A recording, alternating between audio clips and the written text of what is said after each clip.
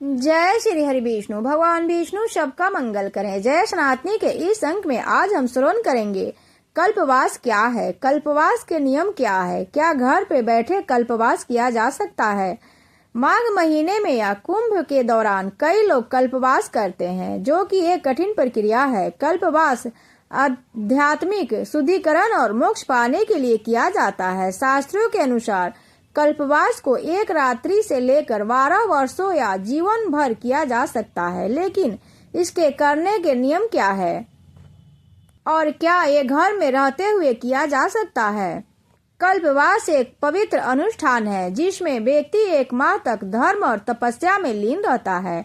कल्पवास के दौरान प्रतिदिन सूर्योदय से पहले पवित्र नदी जैसे गंगा, यमुना या सरस्वती में स्नान करना अनिवार्य है। इस व्रत के दौरान केवल शुद्ध और सात्विक भोजन ग्रहण किया जा सकता है, जिसमें मांस, मदिरा, लहसुन और प्याज का त्याग किया जाता है। यदि कोई मनुष्य कुंभ मेले में उपस्थित नहीं हो सकता तो घर पर कल्पवास करना मुश्किल है, लेकिन अनुशासन के साथ कुछ लाभ प्राप्त किया जा सकता है।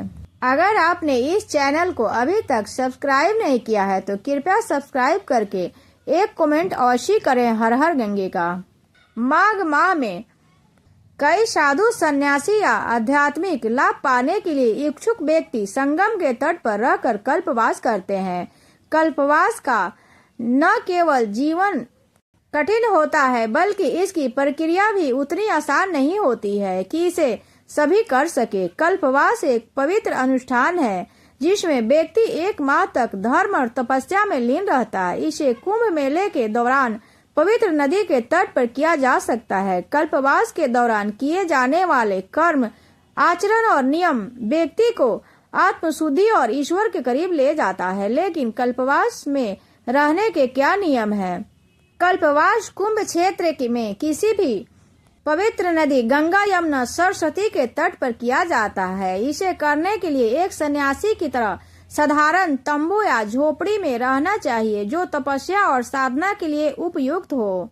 कल्पवास में प्रतिदिन सूर्योदय से पहले पवित्र नदी में स्नान करना आवश्यक है। यह स्नान दिन भर में 1 बार नहीं बल्कि 3 बार किया जाता है।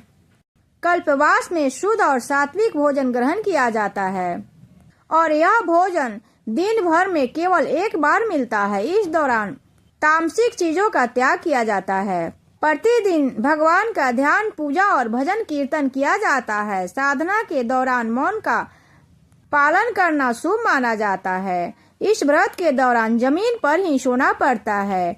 हम किसी भी तरह की सुख सुविधा का लाभ नहीं उठा सकते। कल्पवास के दौरान लोग धर्म ग्रंथों और वेदों का पाठ और ध्यान करते हैं। इस दौरान लोग साधारण वस्त्र ही पहनते हैं, खासकर सफेद या पीले रंग के वस्त्र। कल्पवास का पूर्ण अनुशासन और श्रद्धा के साथ करना चाहिए। झूठ, क्रोध और हिंसा से बचना चाहिए।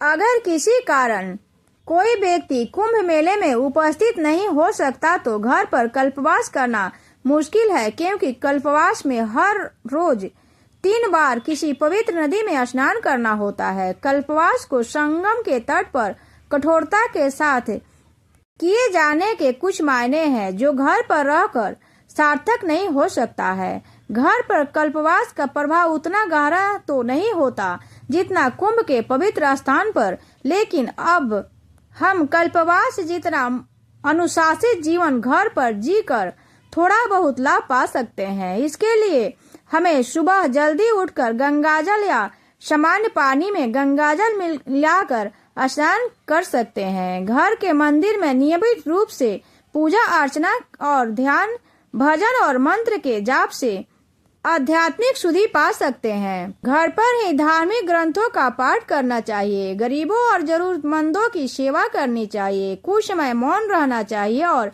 अपने मन की शुद्धि पर ध्यान देनी चाहिए। सांसारिक भोग विलास से दूर रहकर कल्पवास के दौरान दिनचर्या और नियमों का सख्ती से पालन करनी चाहिए। किसी भी प्रकार के आलस्य या लापरवाही से हमें बचना चाहिए। घर पर कल्पवास करना संभव है, लेकिन यह केवल साधना और श्रद्धा पर निर्भर करता है। कुंभ के पवित्र क्षेत्र में कल्पवास करना अधिक शुभ और प्रभावशाली माना जाता है।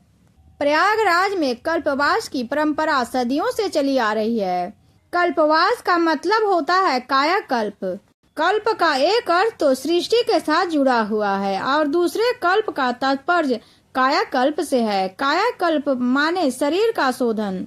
माँ गंगा अपने आप में प्रणदायिनी है। यह मोक्ष की क्षणवाहिनी मानी जाती है। गंगा के दर्शन मात्र से मोक्ष की कल्पना भी की गई है। यही कारण है कि पतित पावनी गंगा के तट पर रहकर लोग एक मास पर्यंत उसके जल का सेवन करते हैं और उत्तरायण सूर्य में सानिध्य में रहते हैं। संतों का दर्शन एवं उपदेश से ज्ञान की प्राप्ति करते हैं। यह एक प्रकार की अपने शरीर के अंदर व्याप्त काम, क्रोध, लोभ, मोह आदि शत्रुओं अर्थात विकारों को दूर करने के लिए भक्ति, ज्ञान और वैराग्य से अपने शरीर का कायाकल्प करते हैं। शास्त्र के अनुसार सूर्य के मकर राशि में प्रवेश करने के साथ शुरू होने वाले एक मास के कल्पवास से एक कल्प जो ब्रह्मा के एक दिन के बराबर होता है, जितना पुण्य प्राप्त होता है। शास्त्र के अनुसार कल्पवास मनुष्य के लिए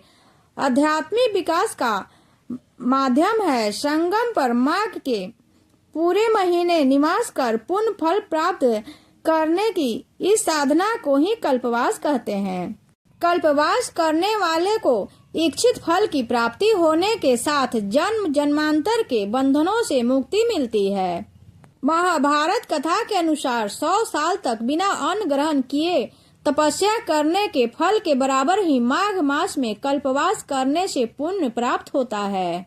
माघ माह में या महाकुंभ की अवधि में कल्पवास का महत्व और अधिक